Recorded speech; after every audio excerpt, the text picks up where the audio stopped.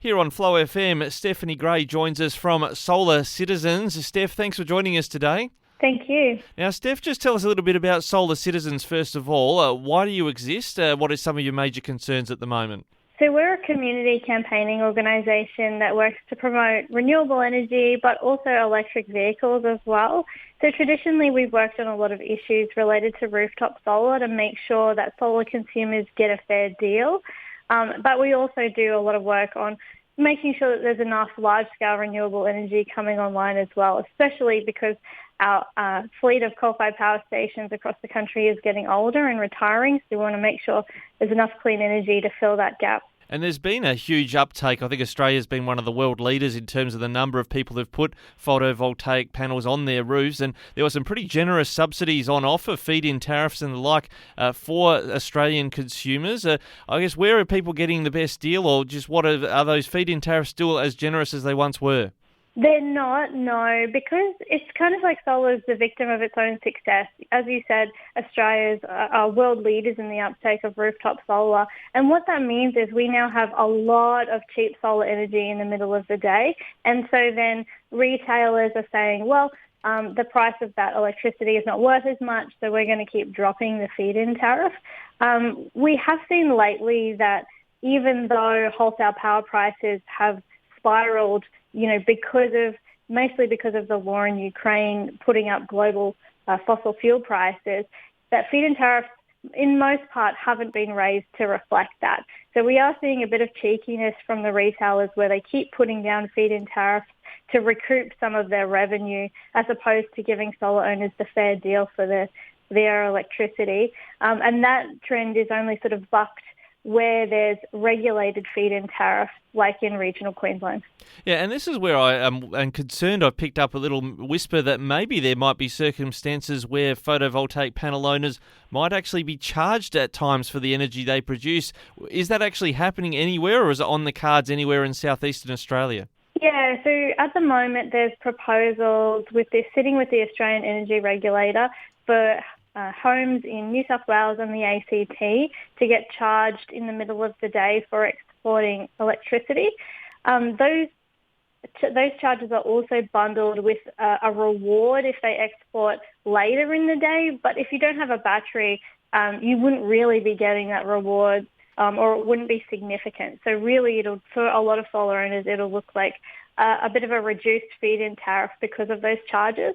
So it remains to be seen if the Australian Energy Regulator would allow those to move forward, but it does look likely at this point. And then in South Australia, the network companies could put in proposals for the same thing next year. Right, so are you effectively going to see people punished? Let's talk in a moment about batteries, but are they going to be punished if they don't have a battery to control when they're feeding energy into the grid, in effect, if these proposals end up becoming the way the system's run? Yeah, that's right. So the whole idea of the proposals, according to the network companies and the regulator, is about, encouraging people to get batteries or to export later in the day. But the thing is, the rewards that we're seeing for feeding electricity into the grid in the afternoon are not very high, the proposed ones, so they wouldn't actually incentivize battery storage. And then for most people, you have limited control about how much you're exporting in the middle of the day, particularly if you're, going to work every day and not in the home. So it is just like slugging people, and the idea is that people will be able to read the market signal and adapt their behaviour, but I don't think that's what's going to happen at all. Well, I notice even with our own solar plant at our place, we are getting an incentive in terms of we get a better feed-in tariff if we use our appliances between 10 and 3, which I imagine is to have us using more of the energy we generate during that peak time. So we'll set our dishwasher, for instance, to run during that period.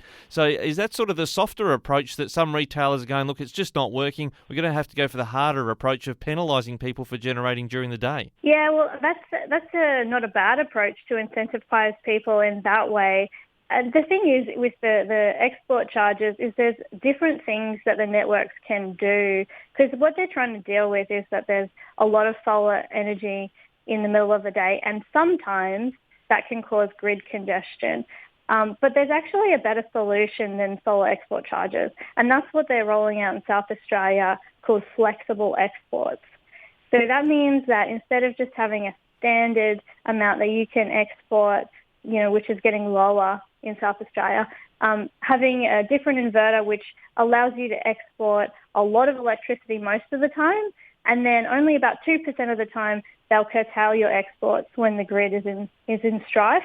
And what we're seeing from the trials of that technology is that people can export more electricity 98% of the time, and it actually is a technology that's not very expensive to roll out.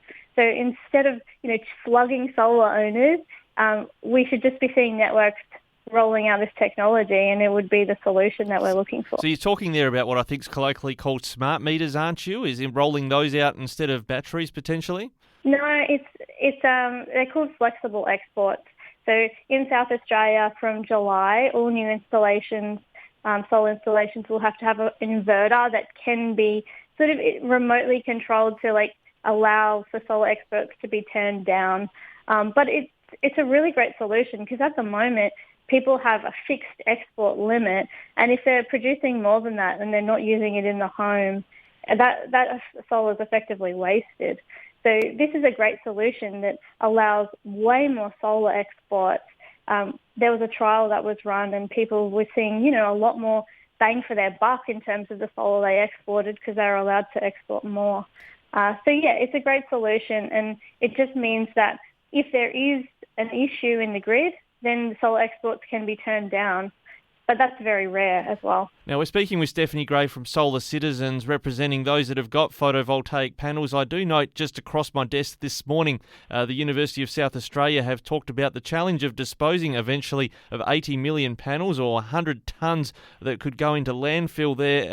Expert there suggesting maybe a levy might be needed in future to finance an end-of-life scheme for the panels. That'd be of concern to yourself, I imagine, in terms of people that have got panels eventually getting some sort of charge or levy to help dispose of them. Well, we definitely need a solution. I'm not sure if the levy is the solution, but a PV panel, basically the whole thing can be recycled, and we do see that there's a recycling facility in Melbourne and one in Adelaide. So there is a market that's emerging. What we do need to see is governments take action to make sure that there's channels for panels to be collected, and then there's an incentive for people to recycle them.